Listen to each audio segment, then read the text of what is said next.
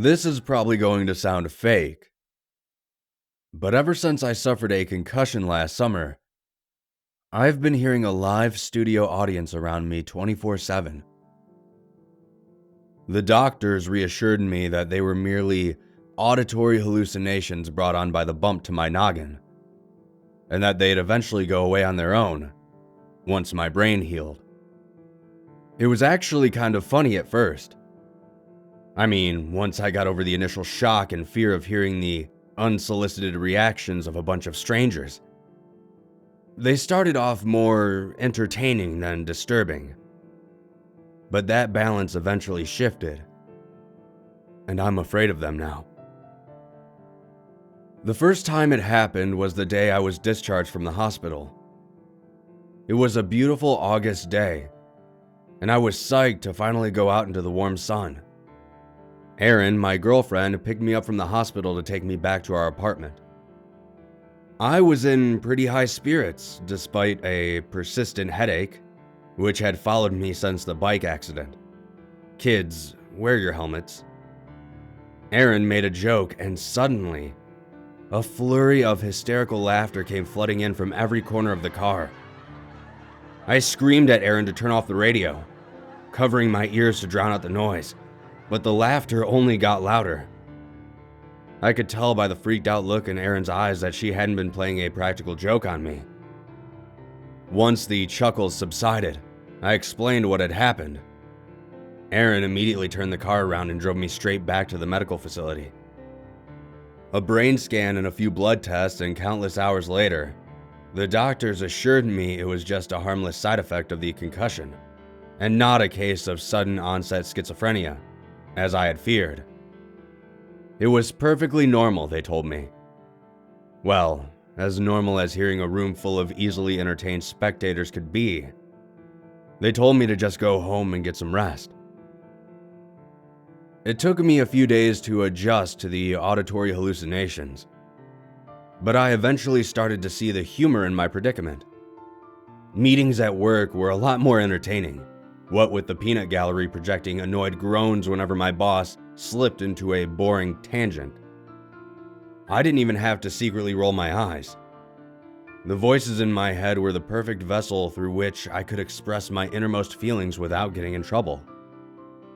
At home, my captive audience laughed at every one of my jokes, even when Erin failed to react to the punchline. When I went to bed, they'd awe as I wrapped my arms around Erin, and again when my cat curled up between us for warmth.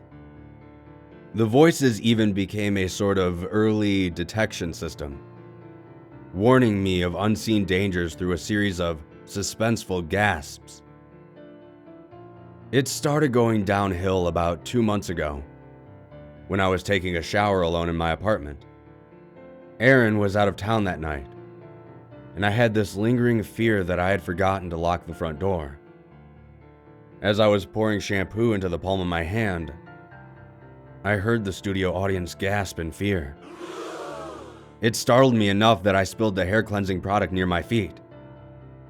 My spectators continued to breathe in a stressed manner that suggested I was about to get attacked by a psycho-murdering home invader. I could feel myself tense up as I stood there naked and unprotected. Thinking I heard footsteps, I took a step back and slipped on the small puddle of shampoo. I remember feeling my feet flying towards the air while my upper body swung towards the floor. With a sharp pain to the side of my head, everything went black. By the time I came to, the water was running cold. I called my dad and he took me to the hospital. I was rewarded with 9 stitches to the temple. It's amazing what peer pressure can make you do even when your peers don't actually exist. In a matter of weeks, my captive audience managed to completely disrupt my life. After the shower incident, it was as though they were no longer on my side. One morning, I was crossing the street when I heard them gasp. I stopped, thinking a car was heading my way. Fortunately, the street was empty. Unfortunately, my rapid stop caused me to slip on the ice and break my wrist. They laughed. Several days later, I had an important marketing presentation at work. The studio audience kept making disapproving noises, sometimes even booing me mid-presentation. I got so tongue-tied that I messed up the whole sales pitch. The worst was what they did to my relationship with Aaron. Whenever we fought, the audience conveyed to me through groans that Aaron was a complete bitch. I'm not even sure what our last fight was about. I think it started with asking her to close the laundry room door. It was such an insignificant little fight, but made worse by the advice and reactions of a bunch of imaginary strangers. They made me doubt my feelings for her, until I finally cut her loose, much to their delight. My relationship with my parents and friends devolved in a similar manner. It was shocking for me to hear what my subconscious mind actually thought about the people that had surrounded me all my life. After a few more incidents at work, my boss fired me. I was left without loved ones, friends, or even a job. I felt so isolated, despite being accompanied at all times by the voices in my head.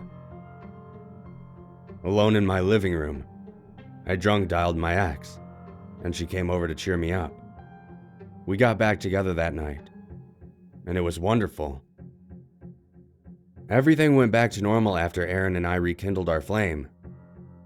I still heard the constant and distracting laugh track, but I tried my hardest to ignore them.